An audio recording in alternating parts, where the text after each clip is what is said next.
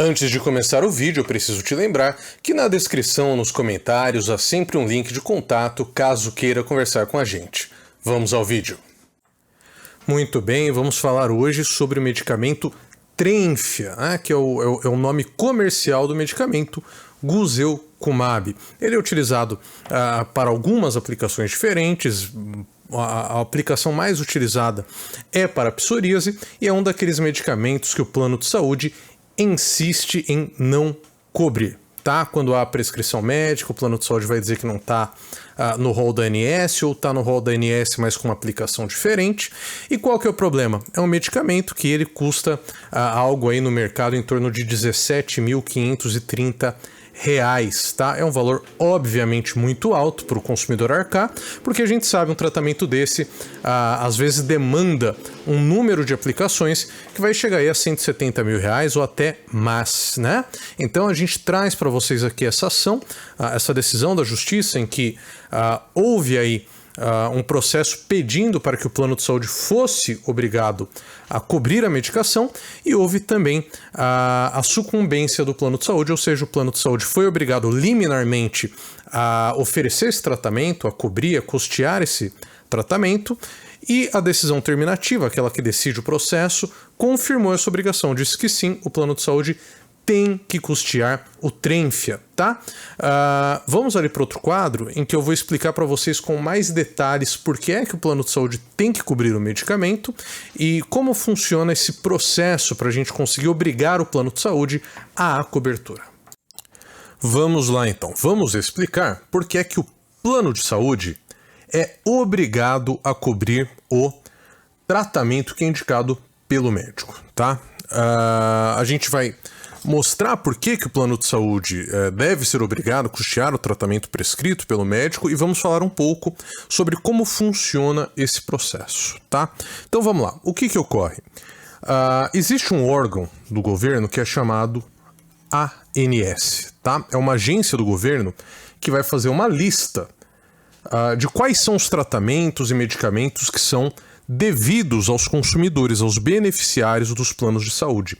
A gente chama essa lista de rol da ANS. Só que essa ANS é o seguinte, ela muitas vezes não consegue acompanhar a velocidade da ciência, das descobertas médicas, ela também muitas vezes ela é administrada por pessoas que têm interesses de lobistas, de plano de saúde, etc. Então o rol da ANS, ele nem sempre vai contemplar todos os melhores tratamentos para o caso do consumidor, para o caso do paciente, né? E antigamente o Poder Judiciário falava, olha, esse rol da ANS aqui, essa lista de remédios, é só um exemplo, né? O plano de saúde tem que cobrir outros tratamentos além daqueles que estão nesse rol. Ocorre que a Justiça, desde 2022, mudou o seu entendimento e passou a dizer que não, que o que tem que cobrir é o que está nesse rol aqui, com algumas exceções, mas via de regra seria isso.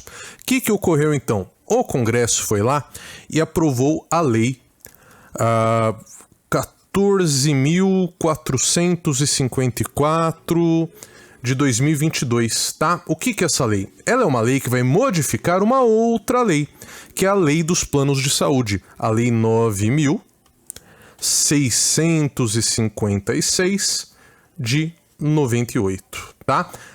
A gente chama ela de Lei dos Planos de Saúde ou LPS. Essa lei vai ter no seu artigo 10, eu gosto de citar quais são os artigos para você poder inclusive conferir, né? No artigo 10, você tem uma coisa que é chamada de plano referência. O que é o plano referência? É o mínimo que qualquer plano de saúde tem que oferecer para o consumidor. É o mínimo que qualquer plano de saúde tem que oferecer para o beneficiário. E essa lei 14.000 aqui alterou a lei 9.000 para inserir 2 parágrafos, né? Modificar e inserir, porque no caso é o 12 e o parágrafo 13, né? O que é que esse parágrafo 12 vai dizer? Ele vai dizer que o rol da ANS é exemplificativo. Ou seja, aqueles exames, aqueles medicamentos, tudo aquilo que consta ali do rol da ANS, é só um exemplo do que o plano de saúde tem que cobrir. E não tudo que o plano de saúde tem que cobrir, né? Aí você fala, entendi. Quer dizer então que o plano de saúde tem que cobrir absolutamente tudo? Não. Tem aqui o artigo 13, que vai trazer duas opções. Vamos fazer para baixo para ficar até mais fácil, né? O artigo 13 vai explicar que há 2 casos em que o plano de saúde tem que cobrir o tratamento que está fora do rol da ANS, que são os casos em que o tratamento tem comprovação científica e o caso em que o tratamento, medicamento ou exame, ou seja lá o que for, é aprovado pela Conitec, que é um outro órgão, ou outros órgãos internacionais de tecnologia em saúde, tá? E aqui é importante a gente frisar que a palavra que a própria lei traz é ou, tá? Ou seja, você não precisa que haja comprovação científica e, ao mesmo tempo, seja aprovado por um desses órgãos aqui. A Conitec é um órgão internacional. Basta um dos dois. Mas a verdade é que, assim, essa segunda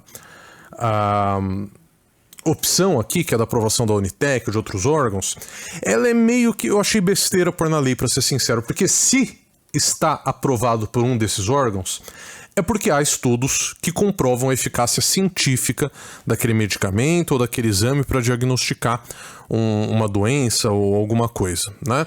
Então isso aqui é um pouco besteira. Mas, na maioria dos casos, quando o médico ele prescreve um medicamento, nós temos as duas coisas, tá? Porque o próprio Código de Ética Médica, ele não permite que o médico prescreva tratamentos experimentais. Tratamento experimental é uma coisa que não é um médico no dia a dia que vai passar para você. Quem vai passar para você tratamento experimental pode ser um médico dentro de um instituto de pesquisa, né?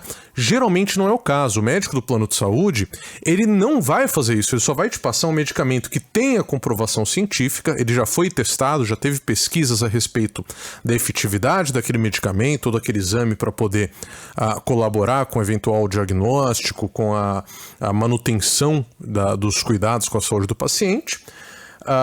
E ele normalmente, aqui realmente o Conitec demora muito, tá? Mas quando a gente, aqui no escritório pelo menos, quando a gente vai entrar com a ação, a gente sempre junta no processo documentos que demonstram que existe comprovação científica, e geralmente existe, porque como eu disse, o médico não vai receitar para você um tratamento experimental, ele não é louco de fazer isso, né? Via de regra, lógico que pode ocorrer, né? Tô falando aqui pela experiência que a gente tem no escritório. A gente confia em entrar com o processo porque a gente confia que o médico não tá lá apostando o CRM dele numa aventura, né, no experimento. Mas geralmente, se tem comprovação científica, algum desses órgãos internacionais vai já ter aprovado a utilização desse medicamento, desse tratamento em geral, né? A gente costuma buscar muito aqui no escritório as aprovações do FDA, tá? Que seria um equivalente à Anvisa, só que lá dos Estados Unidos, né? E é muito importante estar de olho em tudo isso aqui que eu estou trazendo para vocês. Por quê? Porque como essas mudanças, pode ver a Lei 14.000 que eu citei, ela é de 2022, né? A gente entra para ver os processos, o que os advogados estão fazendo quando entram com o processo, eles ainda estão atuando com a lei antiga, com os entendimentos antigos da jurisprudência. Às vezes a gente vê até juiz julgando sem perceber que mudou a maneira como você tem que fazer a prova das coisas no processo, né? Hoje em dia você prova juntando no processo essas duas coisas aqui, né? Mostrando que está cumprido o que está escrito no parágrafo 13 do artigo 10. Você não pode mais entrar com o processo pensando no que havia antes da inovação legal, porque senão você corre realmente um risco de perder esse processo por besteira, né? Então é importante seguir tudo isso aqui, porque a lei veio a favor do consumidor, a favor do beneficiário, né? A lei ela realmente enxerga uma situação em que é muito difícil que o beneficiário não tenha direito à concessão do medicamento, né? Mas aí a gente precisa aprofundar e lembrar de duas situações, tá? A primeira é a da medicação off-label, e a segunda é a da medicação para uso domiciliar, tá? Vamos lá. Off-label, o que é off-label? É aquele medicamento que ele está sendo utilizado, mas que aquele uso em específico não está na bula do remédio, né? Então vamos supor, você tem um problema de...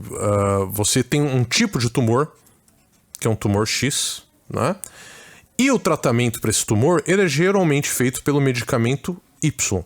Ocorre que o medicamento Y foi testado e não funcionou.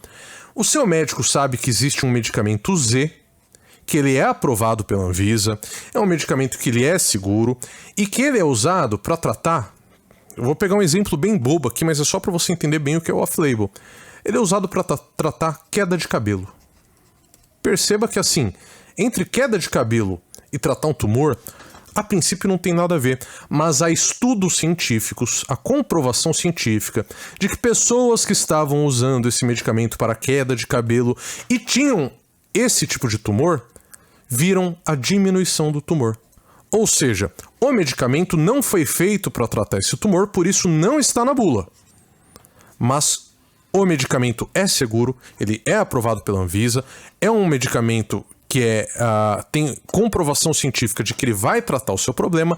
Logo, o fato de ser uma prescrição off-label, de não estar na bula, não invalida a prescrição, tá? Então o plano de saúde tem que cobrir, tá? Tem que cobrir esse medicamento, mesmo que seja uma prescrição off-label, uma prescrição fora da bula. E aqui, por fim, a gente vai ver uma questão que é não menos importante, que é, se o remédio for de alto... Porque se é um remédio baratinho, normalmente a pessoa não tem interesse em ver esse medicamento coberto pelo plano de saúde. Mas e se é um medicamento de alto custo, para você utilizar em casa, que é um medicamento domiciliar, o plano de saúde é obrigado a cobrir? E a resposta é não, tá? A gente tinha algumas decisões da justiça no sentido de que se o medicamento, o tratamento, ele é um tratamento de alto custo, o plano de saúde deveria custear mesmo que fosse para uso domiciliar. Hoje o entendimento, e tem uma exceção que eu vou trazer para vocês, tá? Mas hoje o entendimento é que o medicamento para uso domiciliar, por mais que ele seja de alto custo, ele não tem que ser coberto pelo plano de saúde. Ele deve ser coberto apenas quando é para uso, que a gente chama de uso hospitalar, né? Que é o uso quando você está internado, ou uso ambulatorial, ou seja, quando você tem que ir até uma clínica médica, um hospital, qualquer coisa, nem que seja só para aplicar o medicamento e ir embora, né? Mas se ele é aplicado ali no âmbito ambulatorial ou hospitalar, então sim, o plano de saúde deve cobrir o medicamento. Agora, se é domiciliar, aí não deve. Qual é a exceção? A exceção são os medicamentos antineoplásicos, tá? Ou os que fazem parte desse tratamento. Ou seja, se são medicamentos para tratar câncer, para tratar carcinoma, para tratar tudo que for câncer, então sim, mesmo que for para uso domiciliar,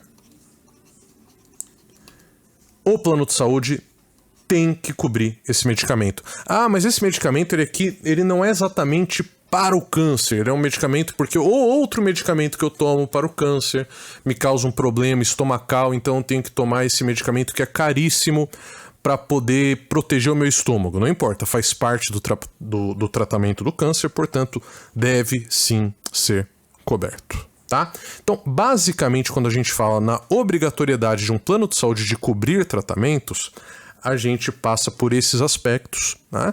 E, por isso, se você utiliza a tese correta, que é essa tese que eu passei para vocês, que é fazendo o quê? Pegando a lei 9656/98. Aí seu advogado entra mostrando que o parágrafo 12 decidiu que o rol da ANS é exemplificativo.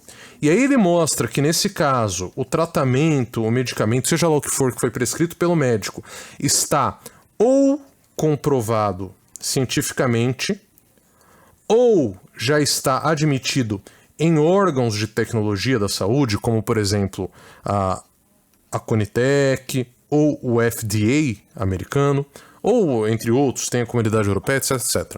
Mas se o seu advogado vem e traz esses 2 pontos aqui e mostra para o juiz, a chance de você conseguir esse tratamento através de um processo judicial é enorme, tá? É muito, muito, muito grande mesmo, né?